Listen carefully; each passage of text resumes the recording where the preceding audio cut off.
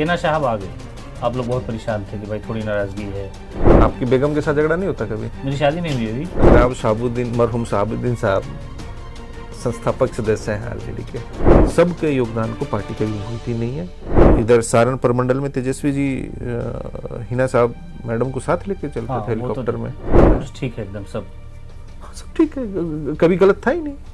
कोई भी वरीय नेता पार्टी के पक्ष में वोट की अपील करेगा, आएगा, पार्टी के लिए मदद करता है या काम करता है जी जान से, तो निसंदेह फायदा होता है। हिना साहब आ गई।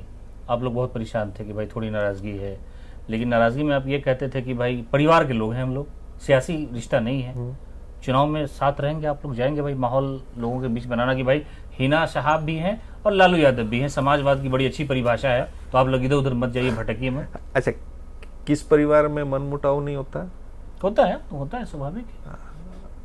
आपकी बेगम के साथ झगड़ा नहीं होता कभी? मेरी शादी नहीं हुई अभी नहीं हुई है, तो बेगम ढूंढ लीजिए।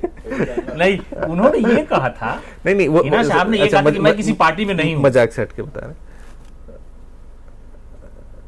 जनाब शाहबुद्दीन, मरहूम शाहबुद्दीन साहब संस्थापक सदस्य हैं आरजेडी के, है ना? लेकिन पुण्यतिथि नहीं मनाई जाती है आपकी पार्टी में अभी कई सालों से। नहीं, सुनिए, ये सवाल लोग सोशल मीडिया पे पूछते संजय जी, इसलिए पूछना जरूरी था। सुनिए, मैं वही कह रहा हूँ, जब राष्ट्रीय जनता दल बना तो हम तो भाई कहीं थे नहीं, है ना? लेकिन जो इतिहास हम जाने हैं उसके, उस वक्त 18 सांसद शायद जनता दल से टूट के आरजेडी में आए थे, है ना? तो जितने भी हमारे वरीय नेता थे उस दौर के, या जिन्होंने पार्टी के लिए त्याग दिया है, योगदान दिया है, कुर्बानियां दी हैं, सबके योगदान को पार्टी कभी भूलती नहीं है, जितना मैं समझा हूँ। और आपने स्पेसिफिक चर्चा की सिवान के बारे में, तो वो एक रिश्ता रहा है। मैंने तो ज़्यादा चुनाव देखे नहीं, 14 का चुनाव देखा है जी, क्योंकि मैं हेलीकॉप्टर में रहा 19 का या 20 का। इधर सारण प्रमंडल में तेजस्वी जी हिना साहब मैडम को साथ लेके चलते थे हेलीकॉप्टर में।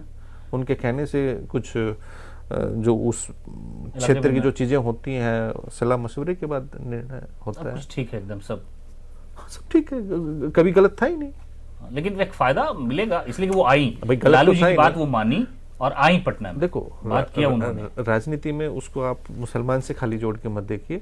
मतलब क्या यादव नेता क्या जाते नहीं है पार्टी से, या और अति पिछड़े जाति के या दूसरे लोग भी जाते हैं?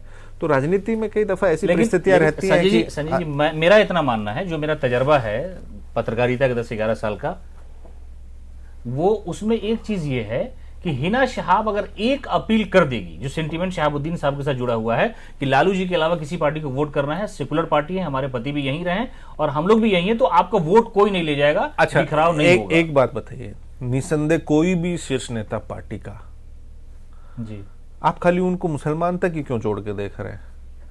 भाई सिवान में जितने, जब पार्टी राष्ट्रीय जनता दल सत्ता में रही, जितने विकास कार्य किए गए वहां, तो क्या उन विकास कार्यों के नाम पे मान लो कॉलेज बना और कुछ बना, तो सब मुसलमान का बच्चा थोड़ी पढ़ता है, सब वर्ग का, सब जाति का पढ़ता है। जितने गरीबों को वहां भला किया, तो सब लोग जुड़े हुए हैं उनसे। तो निसंदेह कोई भी वरीय नेता पार्टी के पक्ष में वोट की अपील करेगा, आएगा, पार्टी के लिए मदद करता है या काम करता है जी जान से, तो निसंदेह फायदा होता है।